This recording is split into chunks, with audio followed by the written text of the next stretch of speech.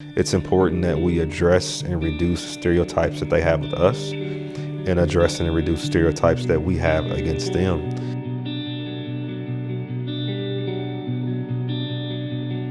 So day one, we all come in, we have typically just that raw dialogue of, so what do you guys think about law enforcement? Or tell me your story. So before us diving into choices they made or decisions they made, we want them to get whatever off their chest day one and kind of to start building those relationships. So there's some intentionality with the programming. So the outside of reducing the stereotypes, we also want to empower and build up our youth. So we want them to work on public speaking. So after we get through some of the difficult conversations of the youth may always wonder the why, like why do you guys do this or why do you guys do that?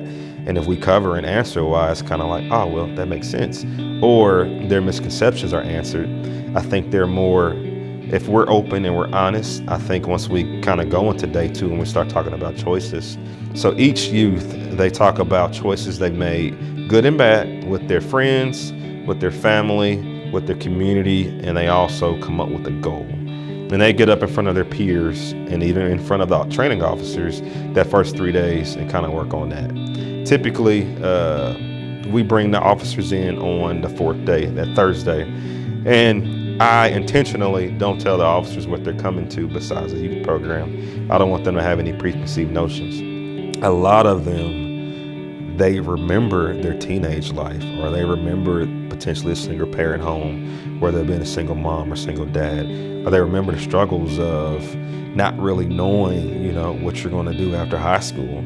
And then, once they hear the stories of the officers or me, myself, and some of the other trainers, like, oh no, we're born and raised here in similar circumstances. So no, that's why we're here doing this job, to show you that we understand where you are. We can relate to and empathize to where you are, but there's light at the end of the tunnel. And what happens is on that side of the room, the youth side are like, oh man, wow, they grew up like me. And then on this side of the room, officers are like, oh man, I remember what it was like being 14, 15, 16 in those similar circumstances.